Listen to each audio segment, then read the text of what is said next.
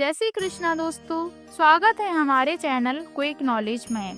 आज के इस वीडियो में हम बात करेंगे साल 2024 में मोक्षदा एकादशी कब है, एकादशी तिथि कब शुरू हो रही है, कब समाप्त हो रही है, व्रत हमें कब रखना है और व्रत पारण यानी व्रत खोलने का शुभ मुहूर्त क्या है। मोक्षदा एकादशी के दिन हमें किस प्रकार से भगवान श्री विष्णु की पूजा आराधना करनी चाहिए, कौन से मंत्रों का जाप करना है, मोक्षदा एकादशी व्रत का महत्व क्या है, एकादशी के दिन हमें व्रत में क्या खाना चाहिए क्या नहीं खाना चाहिए, और मोक्षदा एकादशी के दिन हमें कौन से खास उपाय करने हैं जिससे आपकी सारी समस्याओं का निवारण हो, मोक्षदा एकादशी व्रत कथा, यह सब जानकारी आपको आज के इस वीडियो में मिलेगी। मोक्षदा एकादशी का व्रत भगवान विष्णु की पूजा के लिए बहुत खास माना जाता है। इस दिन व्रत करने से भगवान विष्णु की कृपा प्राप्त होने के साथ ही आपके पितरों के लिए मोक्ष की प्राप्ति का रास्ता भी खुलता है। यह व्रत मार्गशीर्ष माह की शुक्ल पक्ष की एकादशी तिथि को होता है और इस दिन पितरों के नाम से उनकी प्रिय वस्तु का दान करने का भी खास महत्व शास्त्रों में बताया गया है। इसी दिन भगवान श्री कृष्ण ने अपने प्रिय सखा अर्जुन को गीता उपदेश दिया था। इस कारण से मोक्षदा एकादशी के दिन गीता जयंती का पर्व भी मनाया जाता है। इस दिन भगवान विष्णु और मां लक्ष्मी की विधि विधान से पूजा की जाती है। तो आइए सबसे पहले जानते हैं मोक्षदा एकादशी तिथि और शुभ मुहूर्त। मोक्षदा एकादशी का व्रत इस बार 11 दिसंबर को रखा जाएगा। पंचांग के अनुसार इस व्रत का आरंभ 11 दिसंबर को देर रात 3:42 पर होगा। वहीं इस तिथि का समापन 12 दिसंबर को देर रात 1:09 पर होगा। उदय तिथि के अनुसार इस साल मोक्षदा एकादशी का व्रत 11 दिसंबर 2024 को रखा जाएगा। इस व्रत को करने से आपको सुख समृद्धि की प्राप्ति होती है और साथ ही आपके पितरों को मुक्ति मिलती है। मोक्षदा एकादशी शुभ मुहूर्त। लाभ उन्नति सुबह 7:03 से 8:21 तक। अमृत सर्वोत्तम सुबह 8:21 से 9:38 तक। लाभ उन्नति शाम 4:07 से 5:24 तक। मोक्षदा एकादशी व्रत पारण समय। मोक्षदा एकादशी व्रत पारण 12 दिसंबर 2024 गुरुवार को किया जाएगा। मोक्षदा एकादशी व्रत पारण का समय सुबह 7:04 से सुबह 9:08 तक रहेगा। पारण तिथि के दिन द्वादशी समाप्त होने का समय रात 10:26 पर है। आइए अब बात करते हैं मोक्षदा एकादशी पूजा विधि की। मोक्षदा एकादशी के दिन सुबह जल्दी उठकर ब्रह्म मुहूर्त में स्नान कर लें, स्वच्छ वस्त्र धारण करके मंदिर की साफ सफाई कर लें और मंदिर को गंगा जल से पवित्र कर लें। उसके बाद लकड़ी की चौकी लें और उस पर पीला कपड़ा बिछाकर भगवान विष्णु की प्रतिमा को स्थापित कर लें। आप चाहें तो भगवान कृष्ण की प्रतिमा भी स्थापित कर सकते हैं। पंचामृत से भगवान विष्णु का अभिषेक करें और इस दिन भगवान विष्णु को पीला चंदन, अक्षत, पीले फूल अवश्य अर्पित करें। भगवान विष्णु की पूजा करें और मोक्षदा एकादशी व्रत कथा का पाठ करें। साथ ही विष्णु चालीसा का पाठ भी करें। सबसे आखिर में भगवान विष्णु की आरती करके भोग लगाएं और प्रार्थना करें। मोक्षदा एकादशी के दिन भगवान विष्णु को भोग अर्पित करते समय इस मंत्र का जाप करें। त्वादीय वस्तु गोविंद तुभ्यमेव समर्पयेम ग्रहणे सुमुखो भूत्वा प्रसीदे परमेश्वरा का जाप करना चाहिए। इससे वह तुरंत भोग को स्वीकार करते हैं, साथ ही उनकी कृपा भी प्राप्त होती है। आइए अब बात करते हैं मोक्षदा एकादशी व्रत के दिन आप क्या खा सकते हैं और क्या नहीं। मोक्षदा एकादशी व्रत पर व्रती दूध, दही, फल, शरबत, साबूदाना, बादाम, नारियल, शकरकंद, आलू, मिर्च, सेंधा नमक, राजगिरा आटा आदि चीजों को खा सकते हैं।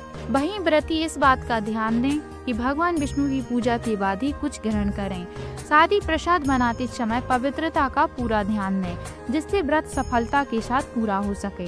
अगर आप मोक्षदा एकादशी पर व्रत कर रहे हैं तो अपने खान पान का पूरा ध्यान दें, क्योंकि यह उपवास को सफल और असफल बनाने में महत्वपूर्ण भूमिका निभाता है और इससे व्रत खंडित भी हो सकता है। व्रती को एकादशी व्रत के दिन अन्न का सेवन नहीं करना चाहिए। इसके अलावा इस मौके पर तामसिक भोजन जैसे मांस, मंदिरा, प्याज, लहसुन आदि से भी दूर रहना चाहिए। इसके साथ ही इस व्रत पर चावल और नमक का सेवन पूर्णतः वंचित माना गया है। ऐसे में अगर आप इस व्रत का पालन कर रहे हैं तो इन चीजों का सेवन भूलकर भी ना करें। मोक्षदा एकादशी व्रत महत्व। पौराणिक मान्यताओं में बताया गया है कि महाभारत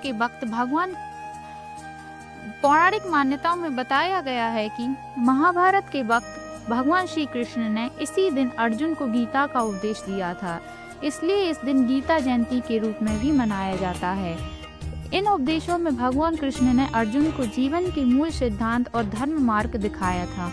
मान्यता है कि इस व्रत को करने से साधक के सारे पापों से मुक्ति मिलती है। साथ ही पितरों को मोक्ष दिलाने के लिए मोक्षदा एकादशी का व्रत रखने से सबसे शुभ फलदायी माना जाता है। साल में 24 एकादशियों का व्रत रखा जाता है जो सभी भगवान विष्णु को समर्पित है। इस दिन उनकी पूजा और उपवास करने से साधक को पापों से मुक्ति मिलती है। साथ ही जीवन में सुख समृद्धि बनी रहती है। सभी एकादशियों में से मोक्षदा एकादशी को सबसे खास माना गया है। मान्यता है कि मोक्षदा एकादशी पर उपवास रखने से व्यक्ति को मृत्यु के बाद मोक्ष की प्राप्ति होती है। इस तिथि पर वीर्यान युग का निर्माण हो रहा है जो शाम 6:47 तक रहेगा। इस दौरान रेवती नक्षत्र का सहयोग भी बन रहा है। ऐसे में तुलसी चालीसा का पाठ करने से आर्थिक समस्याओं का निवारण हो सकता है। माना जाता है कि इसका पाठ करने से भगवान विष्णु और माँ लक्ष्मी की कृपा बनी रहती है। साथ ही घर परिवार में सभी नजर दोष समाप्त होते हैं। मोक्षदा एकादशी पर तुलसी के उपाय। अगर आप भगवान विष्णु को प्रसन्न करना चाहते हैं और उनकी कृपा पाना चाहते हैं तो मोक्षदा एकादशी के दिन तुलसी की माला से भगवान विष्णु के नामों का मंत्र जाप करें। मान्यता है कि इससे जीवन में हर प्रकार के दुख और रुकावटें दूर होती हैं और साथ ही किस्मत का भी साथ मिलता है।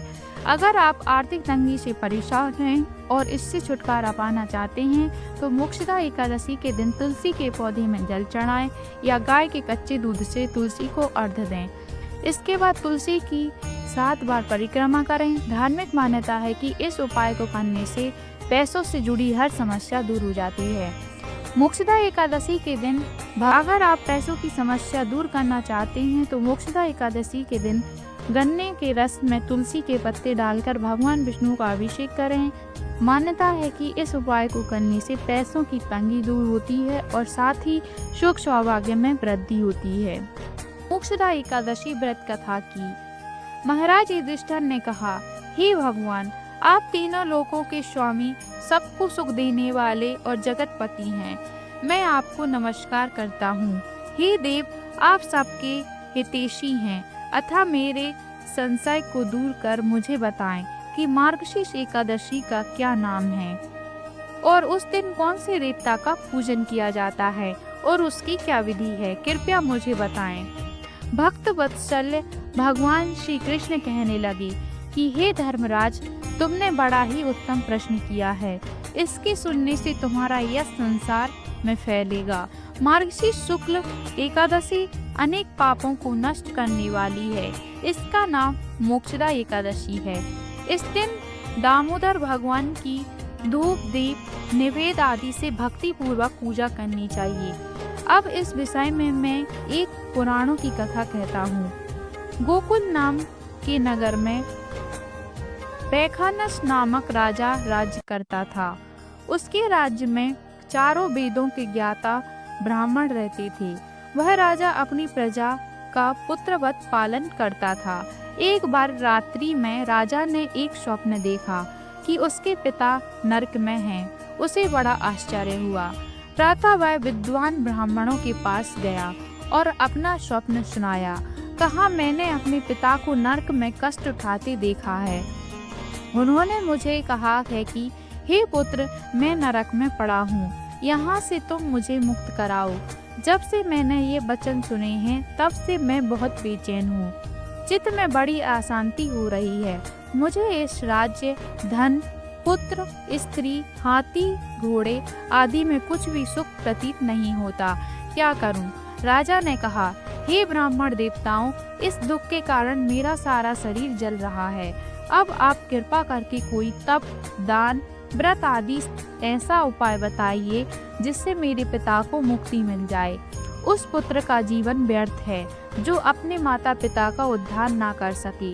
एक उत्तम पुत्र जो अपने माता पिता तथा पूर्वजों का उद्धार करता है वह 1000 मूर्ख पुत्रों से अच्छा है। जैसे एक चंद्रमा सारे जगत में प्रकाश कर देता है परंतु हजारों तारे नहीं कर सकते। ब्राह्मणों ने कहा, हे राजन, यहाँ पास ही भूत भविष्य वर्तमान की ज्ञाता पर्वत ऋषि का आश्रम है। आपकी समस्या का हल वे जरूर करेंगे।